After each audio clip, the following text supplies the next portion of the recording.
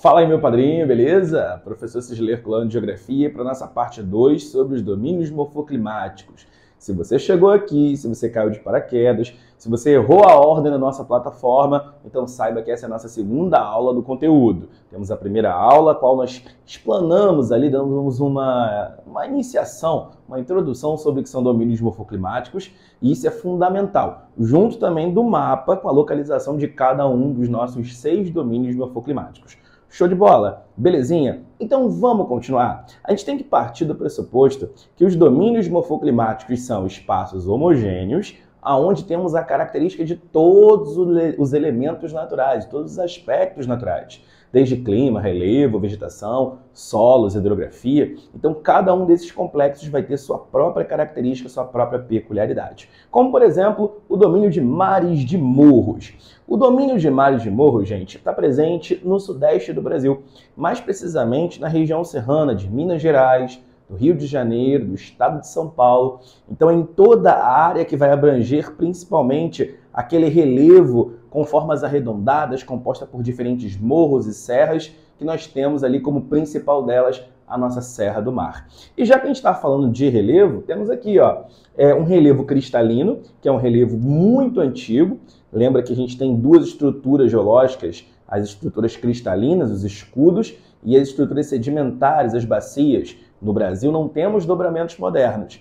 Então, quando a gente fala sobre essa área de mares de morros, nós vamos ter a presença de formas arredondadas, mamelonares e também podem vir como nomes de serras arredondadas ou também como meia laranja. São nomenclaturas que podem aparecer numa eventual prova sua da ESA, da SpaceX, na prova também que você venha fazer da PEMESP, enfim, todas essas provas que têm um espaço natural de geografia. Olha só, esse relevo ele tem um processo erosivo bem acelerado. Isso porque, como são áreas bem íngremes, a gente tem um processo de erosão, ou seja, transporte, bem mais intenso. É tipo a gente pensar na chuva, né? Quando a chuva ela vai bater nas áreas mais elevadas, de maior declive, a gente tende a ter um processo de desgaste muito mais acentuado, o que pode acarretar, claro, nos deslizamentos, que infelizmente acabam gerando vítimas, uma vez que a ocupação humana acaba se apropriando dessas áreas. Mas é claro que a culpa de verdade não é de quem apropria apenas, mas é também dos órgãos públicos que não fiscalizam, que não oferecem condições que podem transmitir uma melhor segurança e qualidade de vida para essa galera. Então, a gente tem que sempre estar fazendo ali esse ponto entre o espaço natural e tudo aquilo que engloba também os problemas socioeconômicos. Beleza? Tranquilo. O clima dessa área é o clima tropical de altitude. O clima que você sabe está no espaço tropical, mas não é tão quente porque está em camadas mais elevadas. Quanto maior é a nossa altitude, a temperatura vai diminuindo, porque a pressão atmosférica também vai ser menor. E também eu tenho aqui o clima tropical. Aqui eu vou fazer uma leve diferenciação. Eu tenho tanto o clima tropical continental, quanto o tropical litorâneo. O tropical continental é um pouco mais seco do que o tropical litorâneo, mas como é uma área de serra, a gente vai ter de um lado mais a ocidente, próximo do estado de Minas Gerais, indo em direção ao centro-oeste, mais o clima tropical continental, e mais próximo do litoral, mais próximo a leste dessa área, nós vamos ter o clima tropical úmido, com forte presença da maritimidade, com uma abundância de chuvas. Então temos dois climas ali que caracterizam essa região.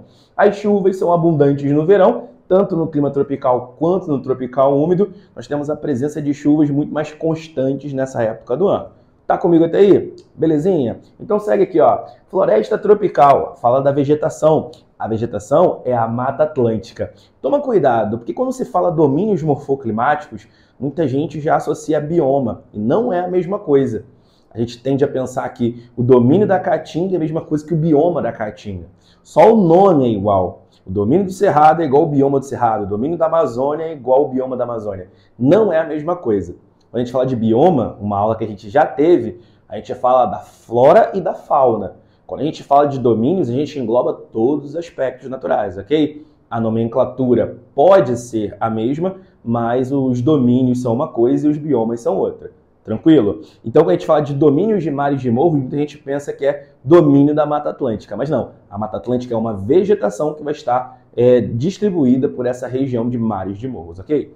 Tranquilo. Eu posso encontrar mares de morros também na região nordeste do Brasil, no sul do Brasil também, mas aonde mais se destaca é no sudeste. Agora, falando da Mata Atlântica, temos que destacar o seu elevado desmatamento.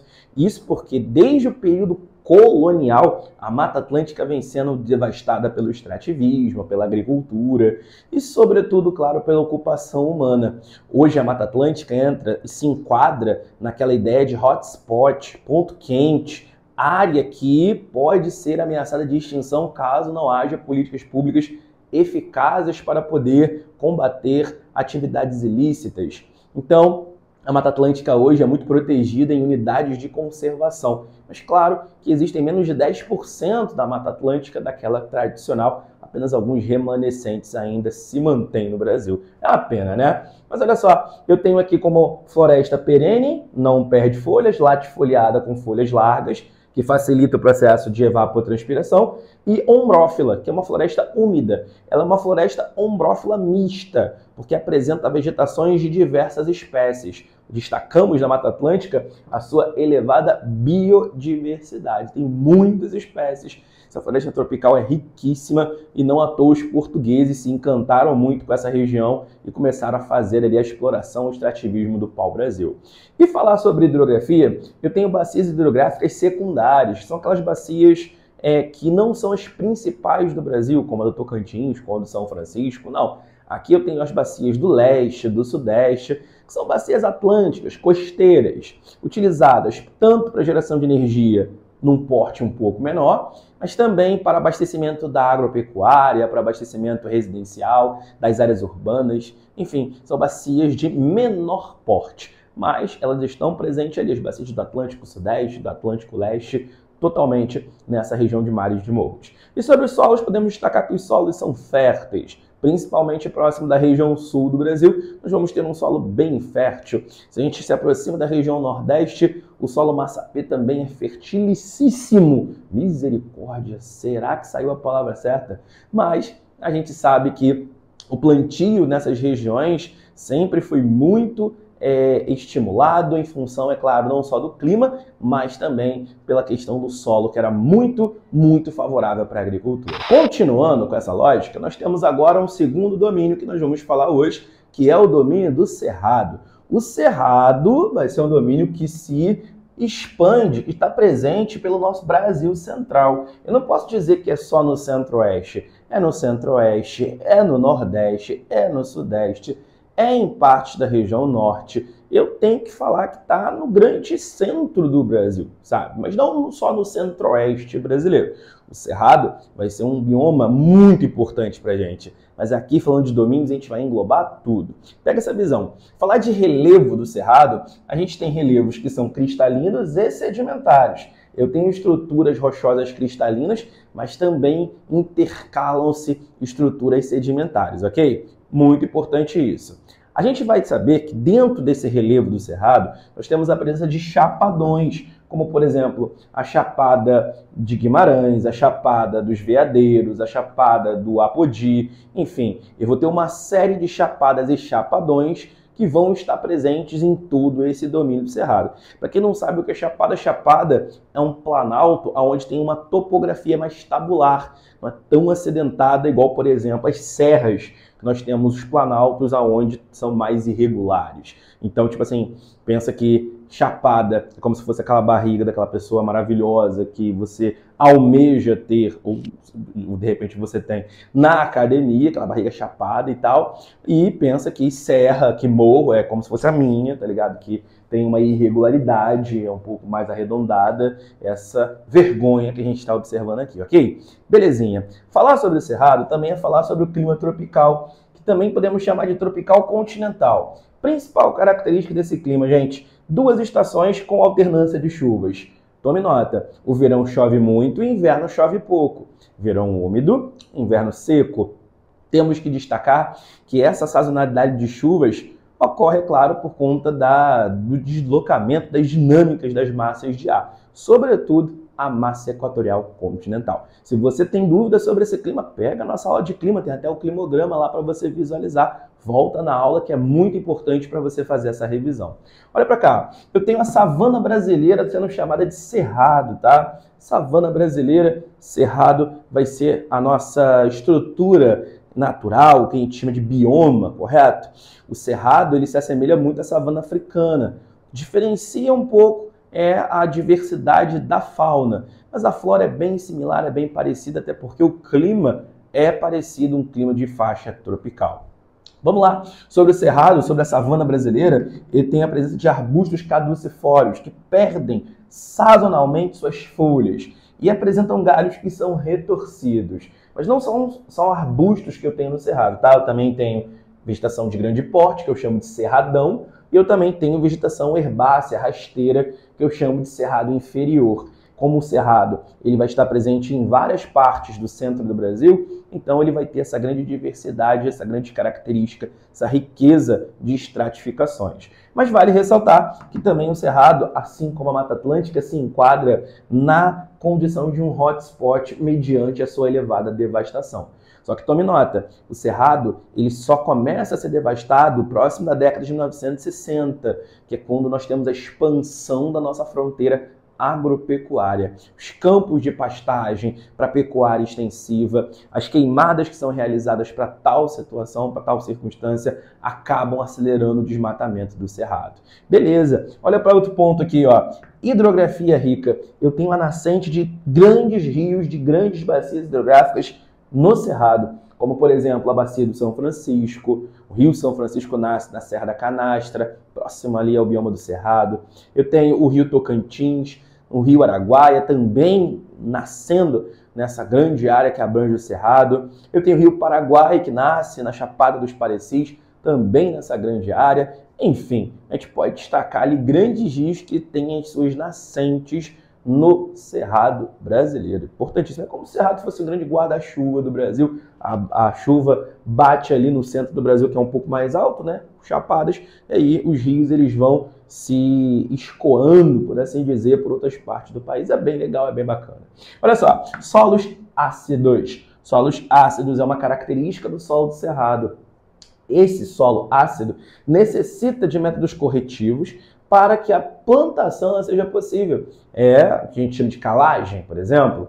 A camarada vem, pega pó de calcário, coloca aqui assim, ó, faz igual o Salt Bay, e aí consegue corrigir a acidez desse solo que é muito ácido, assim como o solo da Amazônia, só que o cerrado é mais ácido ainda.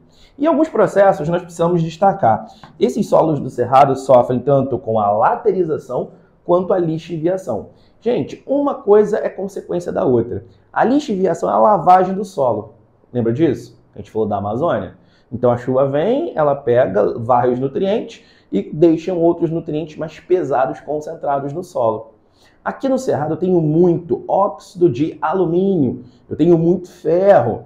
Então, esse ferro, esse alumínio, quando entra em um processo de oxidação, acabam contribuindo para o avermelhamento ou alaranjada, enfim, se torna alaranjado o solo, com cor e espessura de tijolo. Cara, eu realmente não consegui falar essa palavra, mas isso não vai ser tão importante para a sua prova, você vai ter que memorizar isso. Mas fato é que toda essa oxidação acaba proporcionando uma concentração forte ali de ferro e alumínio que acabam resultando no aumento da acidez do solo. O nome disso? Laterização. O processo de concentração de ferro e alumínio no solo mediante o processo de lixiviação.